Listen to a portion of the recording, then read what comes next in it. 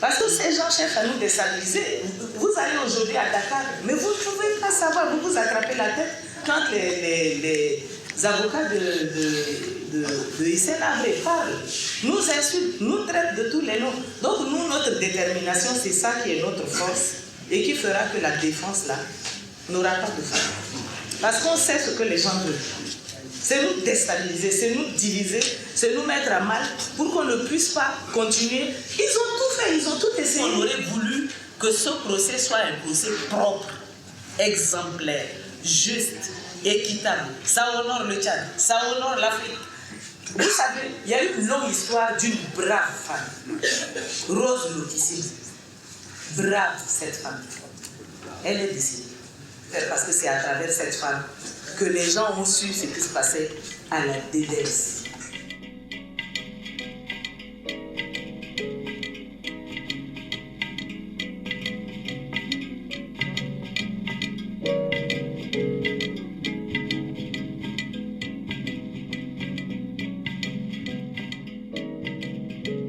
Hissène Habré était dictateur du Tchad de 1982 à 1990.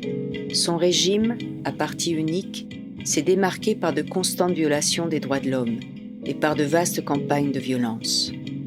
L'arme principale de la répression était sa police politique, la terrifiante DDS, la Direction de la documentation et de la sécurité, qui pratiquait la torture d'une manière systématique. À sa chute, Habré s'est réfugié au Sénégal, où il vit toujours. Le régime de Hissène Habré, c'est un régime de terreur. Il suffit que vous soyez une sœur d'un opposant ou une femme d'un opposant. Ou bien il suffit que votre voisin ne vous aime pas, va dire que non, celui-là, il n'est pas avec vous, il n'est pas avec votre régime, il est avec ceux qui sont en opposition à l'extérieur. Cela suffit pour que vous soyez arrêté. Le résultat de notre enquête aussi, si vous voulez, nous avons estimé à 40 000 le nombre de morts. 40 000 le nombre de morts pendant les 8 ans de règne de Hissène Habré. Systématiquement, il tue d'abord. Il torture, sous prétexte de recueillir des informations. Ceux qui ont fui sont tous, ils sont avec qui les aide, tout ça. Bon, il torture et puis à la fin, il élimine, quoi. Il élimine. La Commission nationale d'enquête sur les crimes de Habré et les détournements, elle a été créée après la chute de Habré par les nouveaux dirigeants qui a mis sur pied cette commission pour faire la lumière sur les crimes et les détournements commis par Habré. Vous savez, Habré, lorsqu'il a fui, il n'a pas pu tout détruire. La nuit de sa sortie, il n'a pas pu l'amener avec lui. Il est allé, la nuit, il a traversé le fleuve pour aller de l'autre côté du Tchad, au Cameroun, à Kousséri. Et c'est le lendemain matin, vers 9h, 10h, qu'il a envoyé sa garde présidentielle pour venir chercher l'argent. Donc, les services de sécurité aussi, tout ce qu'ils recèlent comme documents, ni les agents, ni Habré n'ont pas eu le temps de mettre le feu dessus. Un jour, en 2001, avec mon collègue Olivier Berco de Human Rights Watch, on inspectionnait la sournoise prison souterraine d'Hissène Habré qui s'appelait la Piscine. Parce que c'était en fait une ancienne piscine de l'époque de la colonie française que Hissène Habré avait recouvert de dalles et il avait construit des cellules dans la piscine.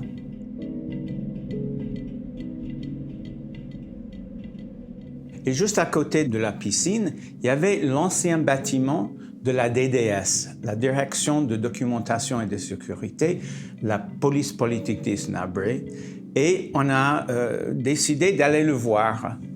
Et donc, dans cet ancien bâtiment qui était abandonné, on était étonnés de voir à travers plusieurs salles des dizaines de milliers de documents. Mais pas touché depuis des années, couvert d'une épaisse couche de poussière. Et on a commencé à regarder ces documents, on a vu que c'était des documents de la police politique, hein. Des listes des prisonniers, des rapports d'enquête, des listes journalières de personnes mortes en détention. Il y avait des dizaines de milliers de documents. Rien que parmi ces documents, nous avons répertorié des noms de 13 000 personnes torturées ou victimes d'arrestations arbitraires. On m'a mis en prison parce qu'à l'époque, j'ai participé parmi les gens qui luttaient contre Hissène Habré. Et nous distribuions des tracts avec des amis et nous réfléchissions pour trouver la solution afin de sortir de cette dictature. Bon, les tracts disaient tout simplement que dénoncer la manière dont Hissène Habré tuait les gens, dont il était en train de gérer le pays et particulièrement les homicides en masse qu'il organisait pour éliminer des gens.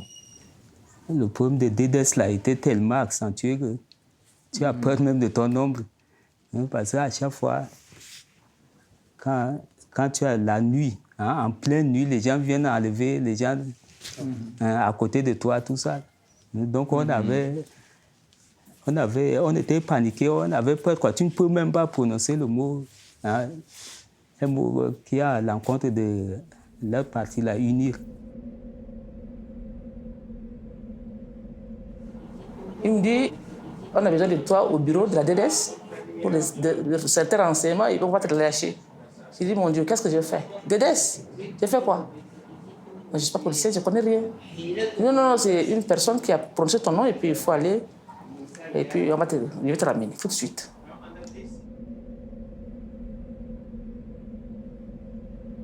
C'est comme ça, ils sont allés. Ils m'ont mis le fil électrique ici sur les seins. C'est là. C'est là. Un peu partout. Puis moi, j'ai vanisché. Je ne savais plus ce qui s'est passé après moi.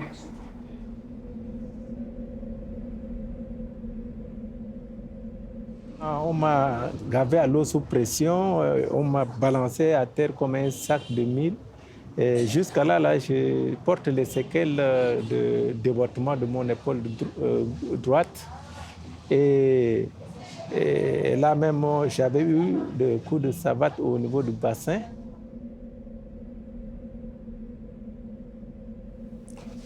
Après 2-3 jours, c'est fini. C'était infecté ici.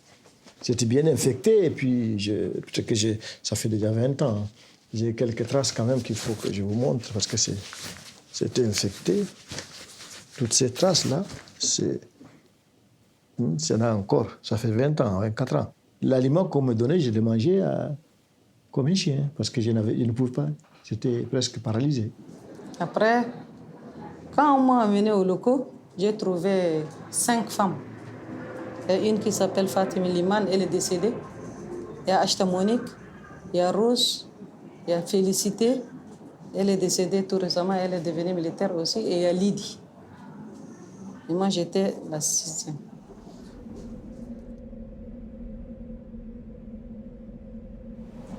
C'était vraiment horrible. Je disais à mon Dieu, qu'est-ce que je fais dans la vie pour te retrouver là? On ne voyait que des cadavres, on voyait des tortures. Tous les jours, du sang. Ils sont venus me chercher. Moi, je dis, avant, j'entendais documentation. Je dis, c'est le document. Je dis, documentation, là, c'est quoi? Moi, là, je n'ai jamais fait de problème avec quelqu'un. Je dis, non, c'est pas ça. Mais je dis, c'est quoi? Et après, d'abord, ils sont venus m'interroger. Comme ça.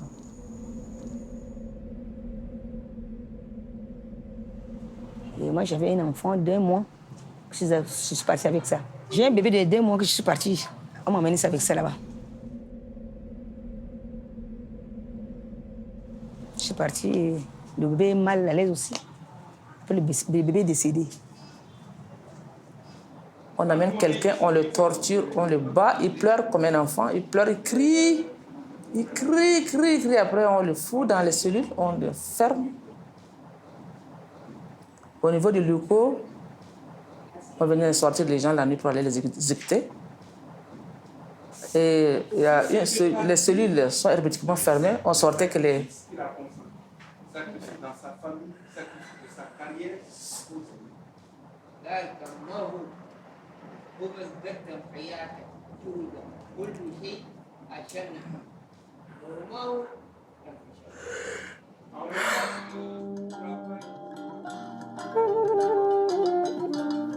Rose Lokissime fut l'une des premières femmes devenues au Tchad soldat d'élite.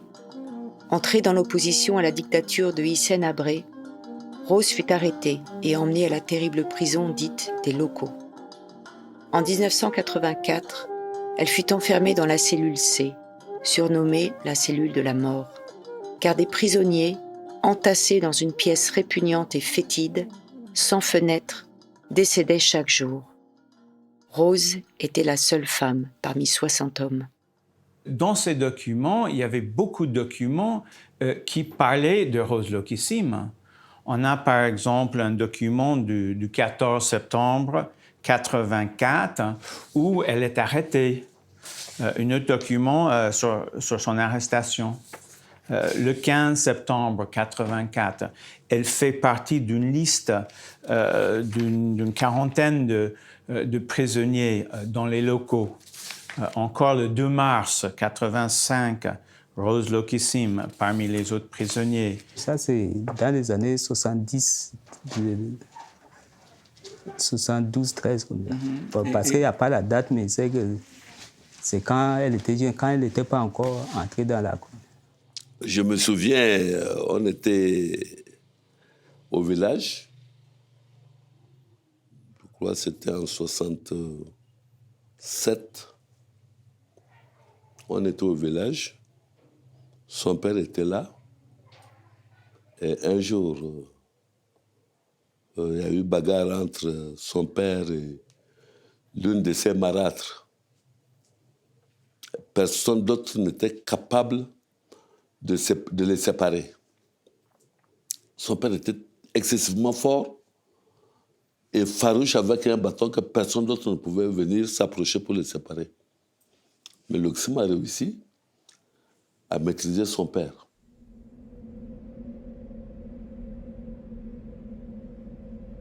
Bon, Rose est une brave femme. Quand on la torture, on la demande, on la ligote, on la chicote, elle ne bouge même pas. Elle est très brave, elle est très courageuse. Et même si elle vient après sa torture, elle vient, elle cause normalement avec nous, comme elle n'a rien vu. Comme elle n'a rien vu. Une bonne femme portante. Avec les hommes, pendant 8 mois. 8 mois avec les hommes, d'abord, on l'a enlevée, elle est venue, elle est restée avec nous, les femmes. Encore, le directeur là est venu, il a dit non, cette femme-là, ce n'est pas une femme. Cette fille-là, vous allez voir. On l'a ramenée encore avec les hommes. C'est la seule femme avec les hommes. Mais... Il l'a vue comme ça, il a peur. Il dit que vraiment, cette femme-là, elle va se sauver la nuit ou bien parfois elle va sauter les murs ou quoi. Il est parti dire aux gens de la DDS que cette femme-là, elle va un jour se fuir. Donc, ils l'ont transférée avec les hommes à la cellule C. Une seule femme avec les hommes. Après 8 mois, Rose, encore, on l'a amenée avec nous. Une femme très sale, piquante, avec des poux partout. Les cheveux là, crépus. Donc, on est parti chauffer de l'eau avec les nimiers là. On est parti laver la tête là. La tête là, les poux là, c'est comme ça. Hein. On les ramasse comme ça. Elle est sale, on fait la saleté là avec le couteau, comme ça. Rose, c'est une femme brave. Elle sort le matin, on le fait sortir pour aller jeter les caca là. Elle sort gaillardement, comme un homme comme ça. Elle sort, ça ne dit rien. Rose. Très courageuse, Rose. Rose était très courageuse. Elle n'avait pas tort. Parce qu'elle était déjà une combattante. Elle savait la lutte qu'elle faisait. Elle avait déjà une philosophie dans sa tête. Comme elle s'est dit qu'elle n'aime pas ce régime, elle l'a fait jusqu'à ce qu'elle finisse avec ce régime. Une femme qui ne voulait pas du mal du mal, quand elle ne voulait pas voir les gens souffrir. Rose était cette femme-là qui nous disait « tenez fort jusqu'à ce que nous puissions sortir de cette prison et c'est nous qui allons changer, n'est-ce pas, le cours des choses dans ce pays. »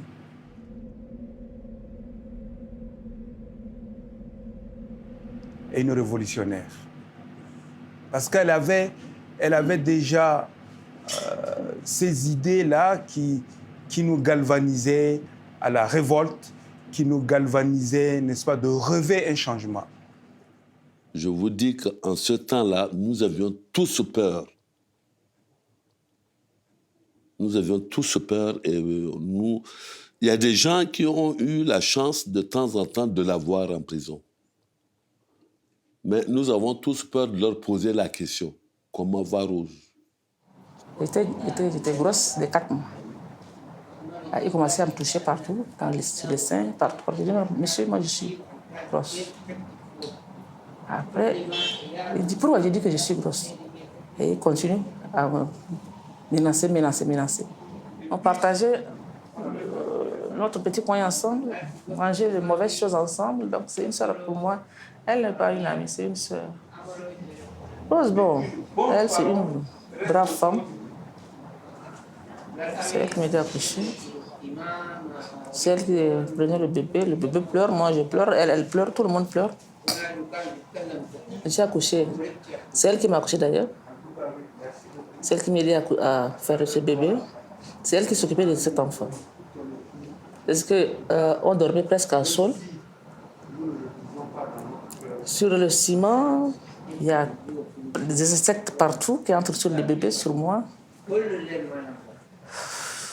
On est là.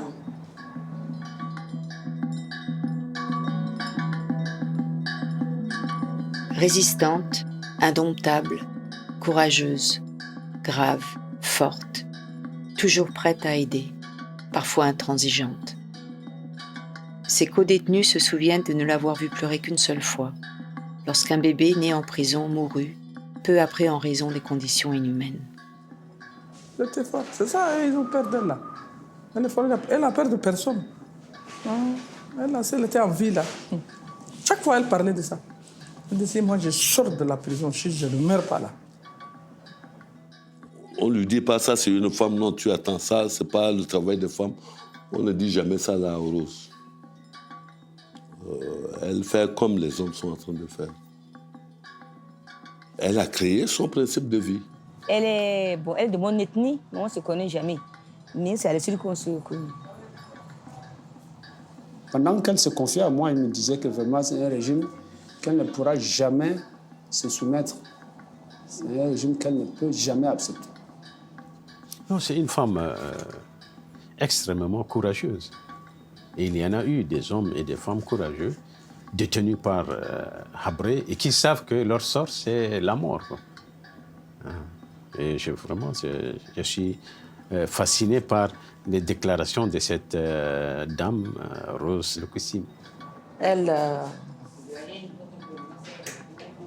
un jour, il y avait parmi les chefs qui étaient venus me visiter, il y a un, il s'appelle Bichara Chaïbo. On a dit qu'on n'a pas... On est très sale, on peut au moins se laver. Il est sorti, il a pris sa voiture, il est parti, il nous a ramené. Je ne me rappelle plus, c'est 10 ou 15 paquets de mots. Et ce paquet-là, on déchirait, on écrivait les chants de victoire pour chanter. Et elle prenait ça, elle écrivait tout ce qu'elle voyait. Tout ce qu'elle voyait dans la prison. On t'amène aujourd'hui, on t'amène maintenant, on t'amène à 10h, à 11h, à 20h, à 1h du matin, elle écrit. Tu sois musulman, chrétien, elle écrit tout ce qu'on fait de toi et on dit tu meurs, tout ça elle note.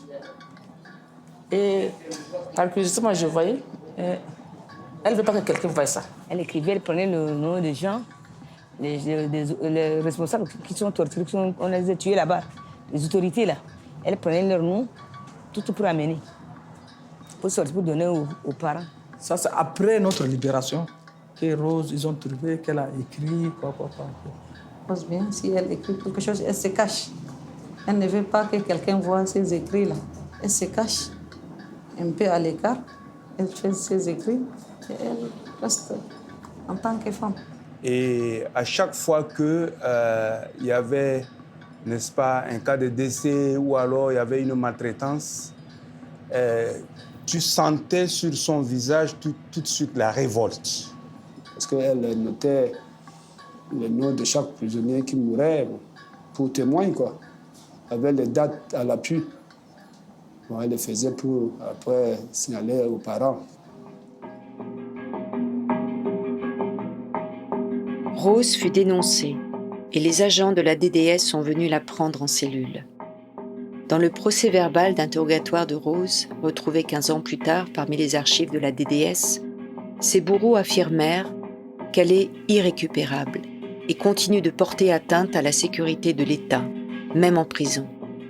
Ils conclurent qu'il serait souhaitable que les autorités la pénalisent sévèrement. Rose fut exécutée le jour même. Nous dit, on a cité son nom parmi les prisonniers de la DDS amnistiés. On était contents. Et quand on est arrivé ici, non, elle n'est pas là. Elle est venue par 2 fois m'appeler par la fenêtre, me demander est-ce que cette situation, comment je la vois. J'ai dit que calme-toi, tout ira. Et c'est la dernière fois que je l'ai pleuré. Et après notre libération, on l'a torturé, on l'a amené vers le tombeau là-bas, à la piscine, l'autre là, à la fosse commune là-bas. Ils l'ont torturé, ils l'ont fait tout. Après, ils l'ont attaché avec la corde et elle a rendu l'âme. Ils l'ont étranglé avec une corde. 5 militaires. Donc eux aussi, ils ont vu comme ça, comme c'est une femme, on l'a négligée. Heureusement, on a pris 5 balles seulement. On l'a amenée. Ils ont déjà fait même la tombe. Elle a arraché l'arbre, elle a bondi, elle a arraché l'arbre. Il paraît qu'elle a cassé même de 2 pieds. Pour 2 militaires là. Et les 3 là ont fui. Parce que c'était 5 balles seulement. C'était le chargeur là. Elle va les tuer tous et puis partir. Elle va fuir. Mais c'était 5 balles seulement. C'est parti. Et donc finalement, on voit dans le procès verbal d'interrogatoire de Rose du 15 mai 1986, les agents de la DDS y avaient retranscrit une de ces phrases. Mentionnant que pendant 2 ans de détention, l'intéressé n'a pas changé de langage, mais bien au contraire, se glorifie, étant donné qu'elle est irrécupérable et continue à porter atteinte à la sécurité de l'État, même en prison. Elle dit « Si je venais de mourir, c'est pour mon pays et mes parents. Et l'histoire parlera de moi et l'on me remerciera du service rendu à la nation tchadienne. » Vous le connaissez mieux, elle a subi toutes ces tortures. Mais elle dit, c'est pour le peuple tchadien. Je meurs pour le peuple tchadien, je défends la cause du peuple tchadien. Elle savait. Elle savait. Mais c'est ce qu'il a tué après, c'était les écrits. C'est ça qu'il a tué. Sinon, elle a été libérée avec nous. On était devenus des amis, hein. On était devenus des amis, on se partageait les confidences. Vous voyez? Quand on se partage les confidences, ça suppose qu'on s'aime. C'est comme ça. On avait des projets en dehors de la prison, de l'avenir, de notre avenir, pratiquement. Je ne peux pas tout vous dire quand même. Les services de la DDS mentionnent que Lokissim Rose, dans sa lettre à Jimtolum Maïmos, prouve qu'elle brave courageusement la prison car elle dit que sa cause est juste, qu'elle a fait cela parce que la nation tchadienne l'en appelle. Elle affirme que même si elle doit mourir au cachot, elle ne regrette pas car le Tchad la remerciera et l'histoire en parlera d'elle.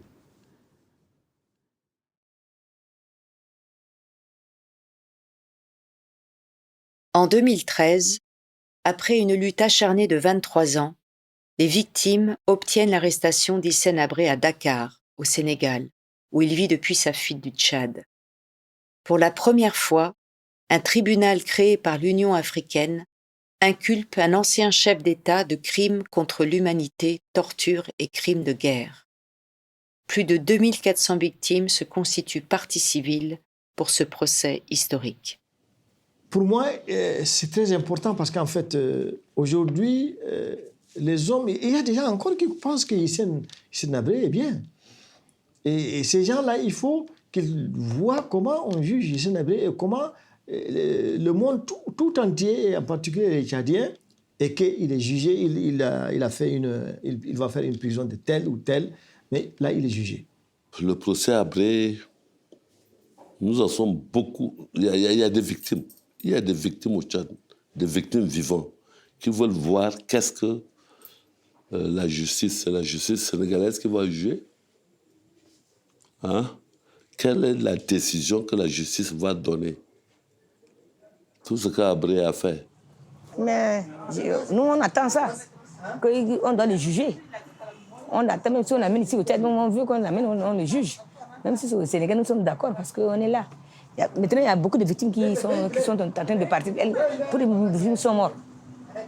Mais on ne continue pas à rester comme ça chaque fois. Et là, on trouve une solution. Beaucoup de victimes qui sont mortes. Beaucoup. Il faut que ça soit vite.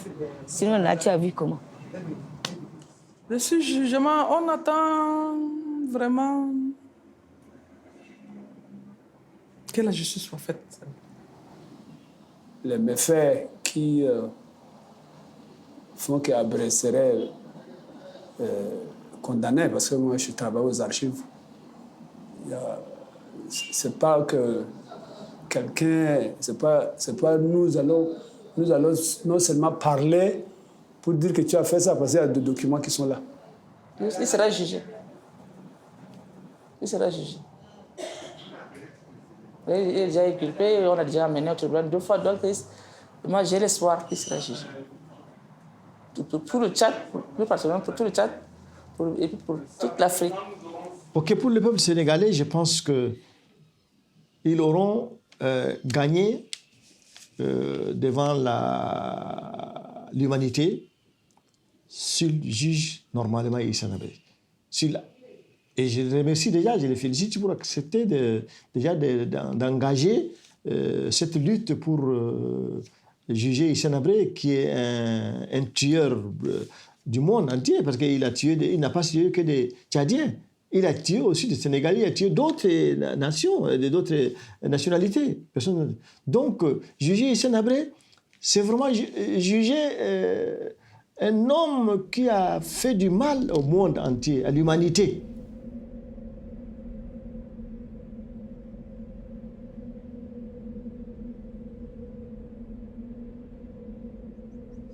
Ici, il faut dire qu'on est en plein centre de ce qu'on appelle la plaine de mort. Et ce que veut dire qu'au temps de Hissène Habré, on a enterré, n'est-ce pas, des gens ici chaque jour, y compris, n'est-ce pas, notre sœur Rose. Lorsque nous sommes venus, nous avons garé la voiture là, et puis on s'est aperçu, là, pendant qu'on était en train d'enterrer quelqu'un d'autre, on a vu que Rose était juste enterrée là. Vous voyez là où ça a été construit. Rose avait 33 ans quand elle fut assassinée en 1986. Mais grâce au témoignage des survivants et à la découverte miraculeuse de ses derniers mots à ses tortionnaires, sa mémoire et la mémoire des centaines d'innocents enterrés comme elle à la plaine des morts a survécu. Elle affirme que, même si elle doit mourir au cachot, elle ne regrette pas car le Tchad la remerciera et l'histoire en parlera d'elle. La mission que Rose s'était donnée contre l'oubli et l'oppression, que le monde connaisse la vérité sur les prisons de Hissène Habré, est en train de se réaliser.